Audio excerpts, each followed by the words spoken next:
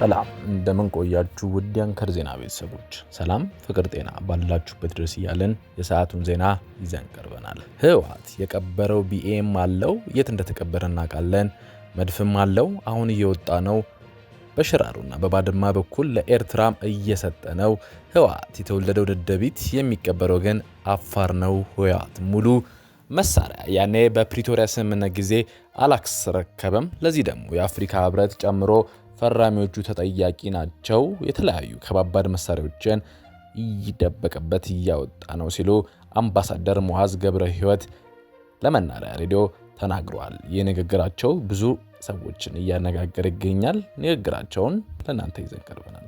ህወሓት ጥቅምት 26 2018 ዓ.ም በአፋር ክልል መጋሌ ወረዳ ትንኮሳ መፈጸሙን ተከትሎ ህዳር 01 2018 ዓ.ም በአፋር ክልል የተለያዩ ከተሞችና ወረዳዎች የህወሓትን ወታደራዊ ትንኮሳ በመቃወም ሰላማዊ ሰልፍ እየተደረገ ይገኛል። ትላንት በመጋሌ ወረዳ የተቃውሞ ሰልፍ ተካሄደ ሲሆን ዛሬም በፋንቲ ራሱ ቴሩ ወረዳ የተቃውሞ ሰልፍ እየተካሄደ ነው። የኤርትራ ተላላኪ የህወሓት ቡድን ተልዕኮ እናፈርሳለን። የህወሓት ቡድን ጥቅምት 26 ቀን በአፋር 26 መጋሌ ወረዳ ሰላማዊ ህዝብ ላይ የከፈተው ጦርነትን ለማፈናቀል እናውግዛለን፣ እንታገላለን። ህወሓት እስካለ ድረስ ኢትዮጵያ ሰላም አትሆንም።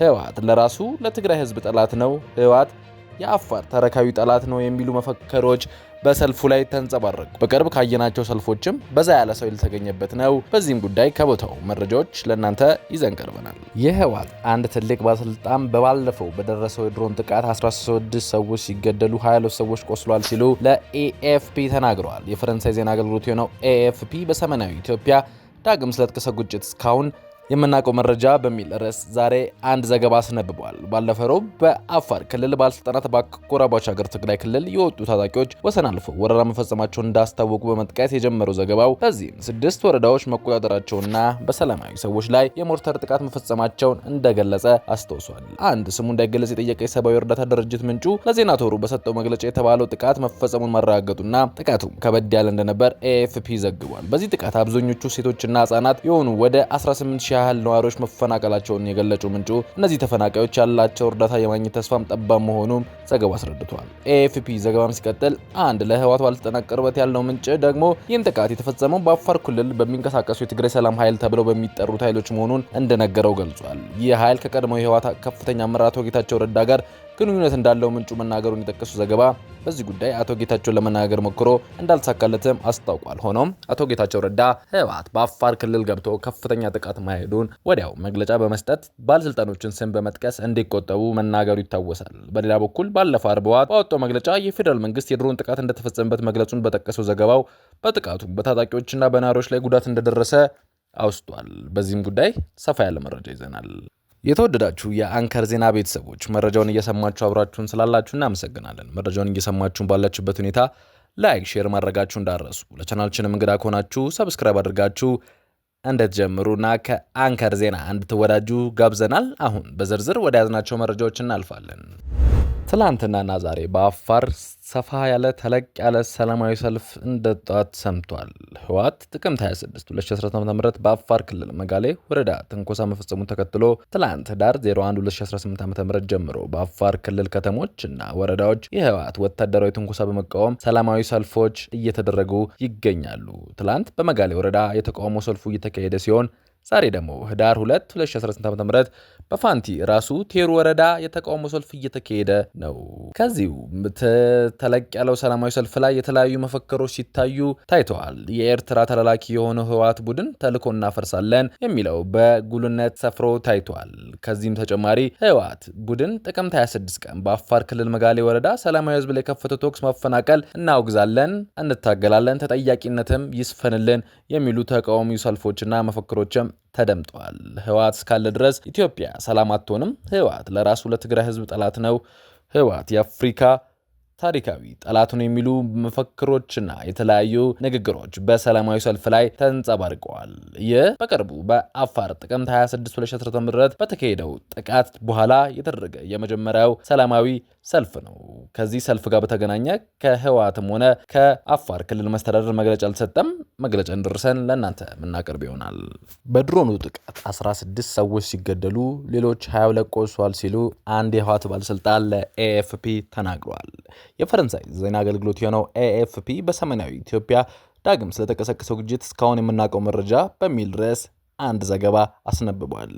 ባለፈው ረቡዕ በአፋር ክልል ባለስልጣናት ከአጎራባች ትግራይ ክልል የመጡ ታጣቂ ወሰን አልፈው ወረራ መፈጸማቸውን እንዳስታወቁ መጥቀስ የጀመረው ዘገባው በእነዚህ 6 ወረዳዎች መቆጣጠራቸውንና በሰላማዊ ሰዎች ላይ የሞርታር ጥቃት መፈጸማቸውን እንደገለጹ አውስቷል። አንድ ስሙ እንዳይገለጽ የጠየቀው ሰብአዊ እርዳታ ድርጅት ምንጭ ለዜና አውታሩ በሰጠው መግለጫ የተባለው ጥቃት መፈጸሙን ማረጋገጡን የኤኤፍፒ ዘገባ ዘግቧል። በዚህ ጥቃት አብዛኛው ሴቶችና ህጻናት የሆኑ ወደ 18,000 ያህል ነዋሪዎች መፈናቀላቸውን የገለጸው ምንጩ እነዚህ ተፈናቃዮች ያላቸው እርዳታ በማግኘትም ተስፋ ጠባብ መሆኑን መናገሩን አስረድቷል። ኤኤፍፒ ዘገባውን ሲቀጥል አንድ ለህወሓት ባለስልጣናት ቅርብ ያለው መረጃ ምንጭ ደግሞ ይህ ጥቃት የተፈጸመው በአፋር ክልል በሚንቀሳቀሱት የትግራይ ሰላም ኃይል ተብሎ በሚጠሩት ኃይሎች መሆኑን እንደነገረው ገልጿል። ይህ ኃይል ከቀድሞ የህወሓት ከፍተኛ አመራር አቶ ጌታቸው ረዳ ጋር ግንኙነት እንዳለው ምንጩ መናገሩን የጠቀሱ ዘገባው በዚህ ጉዳይ አቶ ጌታቸውን ለማናገር ሞክሮ እንዳልተሳካለት አስታውቋል። በሌላ በኩል አርብ ህወሓት ባወጣው መግለጫ የፌዴራል መንግስቱ የድሮን ጥቃት እንደተፈጸመበት መግለጹን የጠቀሰው ዘገባው በጥቂቱም በታጣቂዎችና በነዋሪዎች ላይ ጉዳት እንደደረሰ ማስታወቁን አውስቷል። በዚህ መግለጫ በኋላ አንድ የህወሓት ከፍተኛ ባለስልጣን ማናገሩን የገለጸው የኤኤፍፒ ባለስልጣን የድሮኑ ጥቃት በትግራይ ክልል ውስጥ እንዳልተፈጸመ እንደነገሩት አስረድቷል። ባለስልጣኑ ጥቃቱ የተፈጸመው በአፋር ክልል ውስጥ በሚገኙ ታጣቂዎች ይዞታ እንደሆነ ገልጸው ቢያንስ 16 ታጣቂዎች ተገድለው ሌሎች 22 መቁሰላቸውን እንደተናገሩ አስታውቋል። ኤኤፍፒ ጨምሮ የድሮን ጥቃቱ የደረሰው ጉዳት በተመለከተ ከገለልተኛ አካል ማረጋገጥ እንዳልቻለ ገልጾ የፌዴራል መንግስት በዚህ ጉዳይ ለቀረበላቸው ጥያቄ መልስ እንዳሰጠ አስረድቷል። የእርዳታ ድርጅት ሰራተኛ የሆነው ምንጩ በበኩሉ የድሮኑ ጥቃት መፈጸሙን አረጋግጦ የሟቾቹን ቁጥር ግን ማቅረብ አለመቻሉን ዘገባው አስታውቋል። ከሰሞኑ በኢትዮጵያ በአጋቾች ታግቶ የቆየው የኬንያ ዜጋ 3 ሚሊዮን ሺሊንግ ከተከፈለ በኋላ መለቀቁን ፕሬዝዳንት ዊሊያም ሩቶ አስታወቋል። የኬንያው ፕሬዝዳንት ዊሊያም ሩቶ ከኢትዮጵያ መንግስት ጋር በመተባበር እና አዲስ አበባ ያሉት አምባሳደራቸው ባደረጉት ጥረት 3 ሚሊዮን የኬንያ ሺሊንግ ለአጋቾች ከተከፈለ በኋላ ሳሙኤል ኒጂጎ የተባለ ዜጋቸው መለቀቁን ገልጸዋል። ሳሙኤል ከሳምንት በፊት የደብረ ብርሃን ከተማ ተቀጥሮ ከሚሰራበት ድርጅት ታግቶ የተወሰደ ሲሆን የኬንያ ኤምባሲ ለኢትዮጵያ መንግስት ጉዳዩን ካሳወቀ በኋላ ድርድሮች መደረጋቸው ተዘግቧል። ዊሊያም ሩቶ 3 ሚሊዮን የኬንያ ሺሊንግ በአጋቾች መጠየቁን ገልጸው ሳሙኤል ይሰራበት የነበረው ድርጅት ክፍያ መከፈሉን ገልጸዋል። ሳሙኤል ከተለቀቀ በኋላ አዲስ አበባ ከሚገኘው የኬንያ ኤምባሲ መቆየቱንና ወደ ኬንያ ሄዶ ከቤተሰቦቹ ጋር መቀላቀሉን ሲናገር ሩቶ ዜጎቹ የሚሰሩባቸው የውጭ ሀገር ድርጅቶች እንደ ሳሙኤል ሁሉ ከታወቀ መንግስት አስፈላጊ ድጋፍ ያደርጋል ሲሉ ተናግረዋል። የተወደዳችሁ ተመልካቾቻችን ለሰዓቱ የያዝናቸው ዜናዎች እኚህን ይመስላሉ። የዩቲዩብ ገጻችንን ሰብስክራይብ፣ ሼር፣ ላይክ በማድረግ አጋርነታችሁን አሳዩን። ሰናይ ጊዜ